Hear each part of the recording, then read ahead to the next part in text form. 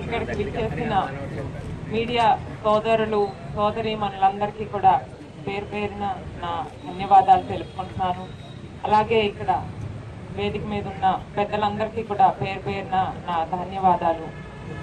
ముందుగా రాజమండ్రి నగర ప్రజలకు ఓటర్లకు ధన్యవాదాలు తెలుపుకుంటున్నాను. నిన్న మీ అందరూ చూశారు, చాలా ఇబ్బందుల మధ్యలో కూడా నిన్న ఓటర్లందరికీ కూడా చాలా సౌకర్యం కలిగే వాతావరణం అక్కడ ఏర్పడింది. అయినా కూడా ఇవేవి కూడా లెక్క చేయకుండా అన్ని వర్గాల ప్రజలు, ముఖ్యంగా మహిళలు, వృద్ధులు, చాలా మంది చంటి పిల్లలతో కూడా అక్కడికి ఫ్యామిలీస్ రావడం జరిగింది. వాళ్ళందరూ నేను బూతులు తిరిగేటప్పుడు చూశాను, చాలా అసౌకర్యానికి గురవుతున్నారు.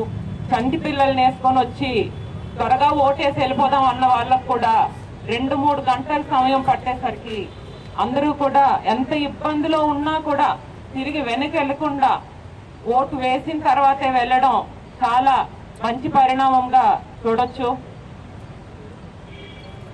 అలాగే ఇక్కడ రాజమండ్రి పార్టీ, తెలుగుదేశం పార్టీ పెద్దలకి, నాయకులందరికీ, ప్రతి కార్యకర్తకి, తెలుగుదేశం పార్టీ అభిమానులకి అందరికీ కూడా ధన్యవాదాలు తెలుపుకుంటున్నాను. ఏ రోజైతే నా పేరు అనౌన్స్ చేయడం జరిగింది అప్పటి నుంచి కూడా నా వెన్నంటే ఉంటూ అందరూ కూడా నాతో పాటు కలిసి పనిచేసి ఎలాగైనా తెలుగుదేశం పార్టీ ఇక్కడ గెలుపొందేలాగా కృషి చేశారు. అలాగే ఇక్కడ నాతో పాటు నా సోదరిమణి రూపా గారి గెలుపు కోసం కూడా అందరూ కూడా కలిసి పనిచేసి తప్పకుండా 2 సీట్లు గెలుస్తామని నమ్మకం కలిగించారు.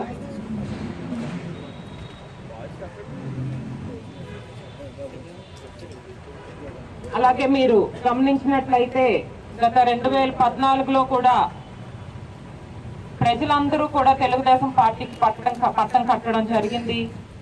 ఏదైతే చంద్రబాబు నాయుడు గారు ముఖ్యమంత్రి అయితేనే ఈ విడిపోయిన రాష్ట్రం అభివృద్ధి పదంలో నడుస్తుందని కూడా అందరూ భావించి అప్పుడు తెలుగుదేశం పార్టీకి ఓటేయడం జరిగింది. అదే విధంగా అదే దారిలో అహర్నిశలు కష్టపడి మన ముఖ్యమంత్రి గారు రోజుకి 20 గంటలు పైగా ప్రజల కోసం ఆలోచన చేస్తూ రాష్ట్రాన్ని ఒక దారిలో పెట్టారు. ఎన్నో అభివృద్ధి కార్యక్రమాలు చేపట్టారు. అమరావతి పూర్తి చేయడానికి ఆయన సాయశక్తిలా కృషి చేస్తున్నారు. పోలవరం చాలా కంప్లీట్ అయిపోతుంది. అనేక ఇండస్ట్రీస్ ని తీసుకురావడంలో సఫలమయ్యారు. రాష్ట్రానికి మంచి సంక్షేమ పథకాలు పెట్టి ప్రజలు ఒక అభిమానాన్ని పొందారు. మౌలిక సదుపాయాలు కలుగజేశారు. మంచి సంక్షేమ పథకాలు, ఇది పసుపు కుంకుమ రూపంలో పెన్షన్దారులు అయితే చాలా సంతోషం వ్యక్తపరుస్తున్నారు. ఇవాళ నిన్న వాళ్ళ కృతజ్ఞతలు తెలుపుకునేందుకు వాళ్ళు వచ్చి ఓటేయడానికి వచ్చి, మహిళలైతే రాత్రి 12 అయినా కూడా మనం రాష్ట్ర వ్యాప్తంగా ఈ పరిణామం చూసాం. 12 అయినా కూడా ఎక్కడికి మహిళలు తిరిగి వెళ్లకుండా అక్కడే ఉండి వాళ్ళ ఓటు హక్కు వినియోగించుకొని వెళ్ళారంటే ఇదంతా కూడా తెలుగుదేశం పార్టీకి పాజిటివ్ ఓట్ అవుతుంది. నిన్న పొద్దున్న నుంచి కూడా ఎప్పటి నుంచి అయితే ఓటింగ్ స్టార్ట్ అయిందో చాలా అవకతవకలు జరిగి ప్రతి చోట కూడా తెలుగుదేశం పార్టీ నాయకులు కార్యకర్తలే ఈ విషయాన్ని లేవనెత్తారు. అదొక్కటి మీరు గమనించాలి. మీరు ఎక్కడ వైసీపీ తరఫున ఎవ్వరూ కూడా ఏ క్వశ్చన్ గానీ ఎవరు కూడా ముందుకొచ్చి కంప్లైంట్ చేయడం కానీ జరగలేదు. ఎందుకంటే వాళ్ళకి హ్యాపీగా ఉంది, ఏ అవకతవకలు జరిగితే వాళ్ళే పడతారు. ఎందుకంటే మాకు నమ్మకం ఉంది, ప్రజలు మమ్మల్ని గెలిపిస్తారు, వాళ్ళంతా కూడా ఓటర్స్ మెజారిటీ శాతం మాకు ఓట్లు పడతాయని మేం కంగారు పడ్డాం తప్పితే వాళ్ళు బాగానే ఉన్నారు. వాళ్ళు పొద్దున్న నుంచి ఎవరు ఏ ఒక్కరు కూడా కంప్లైంట్ కూడా పెట్టడం జరగలేదు. సో అదొకటి మీరు గమనించాలి.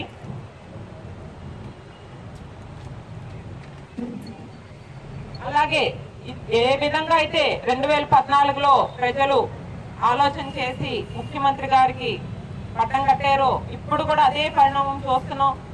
నిన్న ఓటింగ్ శాతం నమోదైన ఓటింగ్ శాతం చూసుకున్నా మహిళలు వృద్ధులు పెద్ద ఎత్తున బారులు తీసి అక్కడ పెద్ద పెద్ద లైన్లు ఎన్ని గంటల సమయం అయినా కూడా వాళ్ళందరూ కూడా వెయిట్ చేసి ఓటు వేయడం చూసాము. ఇదంతా కూడా తెలుగుదేశం పార్టీకి ప్లస్ అవుతుంది.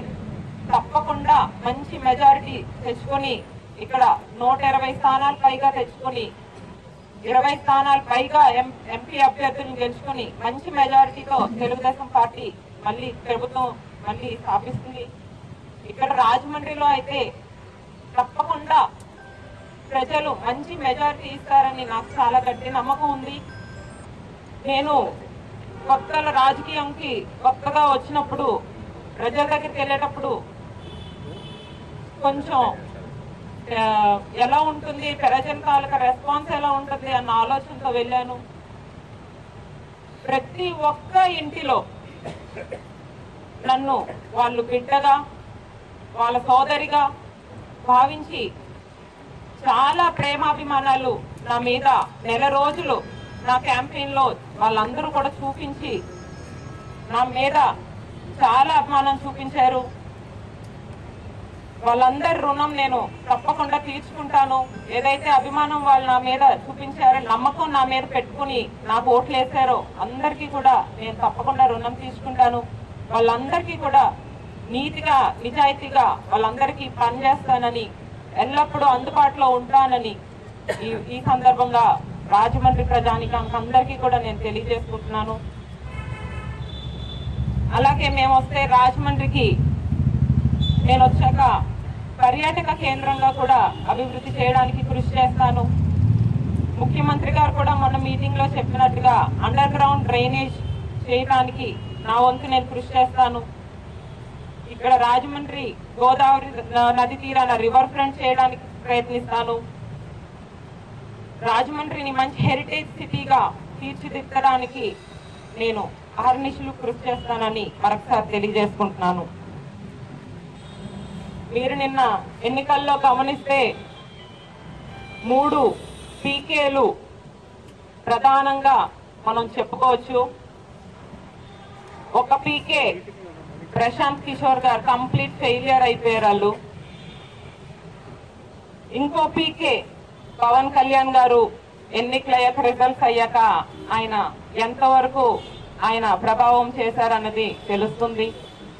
ఒక పీకే మాత్రం గ్రాండ్ సక్సెస్ అని నేను చెప్పుకుంటాను. అదే పసుపు కుంకుమ చాలా మంచి సక్సెస్ అయ్యి ప్రజల్లో మంచి అభిమానం మా పార్టీ పట్ల అందరూ కూడా మహిళలు చూపించారు. ఎటువంటి సందేహం లేకుండా చెప్పగలను, రాష్ట్రం మొత్తం తెలుగుదేశం ప్రభుత్వం వస్తుంది. రాజమండ్రిలో సిటీ రూరల్ ఎంపీ 3 కూడా గెలిపిస్తారని ప్రజలు గట్టి నమ్మకంతో మేము ఉన్నాము. ఈరోజు ఈ ప్రెస్ మీట్కి వచ్చిన మీడియా సోదరులందరికీ కూడా మరొక్కసారి కృతజ్ఞతలు. మీకు నా క్యాంపెయిన్ లో ఎక్కడైనా అసౌకర్యం కలిగించినా క్షమించాలి. కాబట్టి మీరందరూ చాలా సహకరించారు నాకు గత నెల రోజులుగా. కాబట్టి అందరికీ మరొక్కసారి పేరు పేరున నా హృదయపూర్వకమైన ధన్యవాదాలు తెలియజేసుకుంటాను.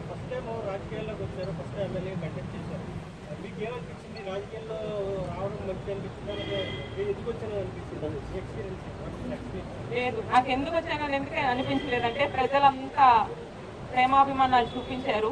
ఎందుకు చూపించారంటే డెఫినెట్ గా 2 అంశాలు, ఒకటి పార్టీ, ఒకటి నా కుటుంబం. పార్టీ మీద ఉన్న ప్రేమ, వాళ్ళ ప్రేమ నా మీద చూపించారు. 2 వైపులా నా కుటుంబం మీద ఉన్న ప్రేమ నా మీద చూపించారు. ప్రతి వార్డులో ప్రతి ఇంటిలో వాళ్ళ అభిమానంతో నన్ను ఉక్కిరి బిక్కిరి చేశారు. ఏ రోజు కూడా ఎందుకు వచ్చాను అని అనిపించే సంఘటన ఏది నాకు కలగలేదు ఇంతవరకు. వీళ్ళందరికీ రుణం నేను ఎలా తీర్చుకోవాలి అన్న ఆలోచన గత నెల రోజులుగా నేను చేస్తున్నాను. ఎంత అభిమానం నా మీద చూపిస్తున్నారు. నేను ఏదో రూపంలో వీళ్ళందరి నమ్మకం నేను ఒమ్ము చేయకూడదు. రేపు వచ్చాక తప్పకుండా వీళ్ళందరికీ మంచి అభివృద్ధి పరంలో నగరాన్ని వాళ్ళందరి ప్రజల్ని కూడా తీసుకెళ్లాలి అభివృద్ధి పరంగా అని ఆలోచన చేస్తూ ఉన్నానండి. సార్ క్షమించాలి, ఇందాక మాట మర్చిపోయాం. మాకు పార్టీ నాయకులు కేటతో పాటు ఎన్టీఆర్ బాలకృష్ణ అభిమాన సంఘాల వారు కూడా వాళ్ళంతా వాళ్ళు పురమాయించుకొని పనిచేయడం జరిగింది. అలాగే ఇక్కడ ఇవన్నీ యొక్క సమిష్టి కృషి వల్ల ఎంపీ అభ్యర్థి రూపా గారు కూడా మంచి మెజార్టీతో గెలవబోతున్నారు.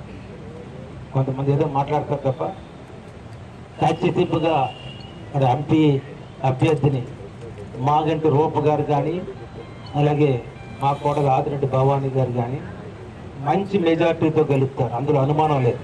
అలాగే రూరల్ బుచ్చి చౌదరి, రాజానగరం పెందుర్తి వెంకటేష్, ఇవన్నీ ఈ సీట్లన్నీ కూడా ఈ బెల్ట్ అంతా కూడా మంచి ఘన విజయం సాధిస్తుందని నమ్ముతాం.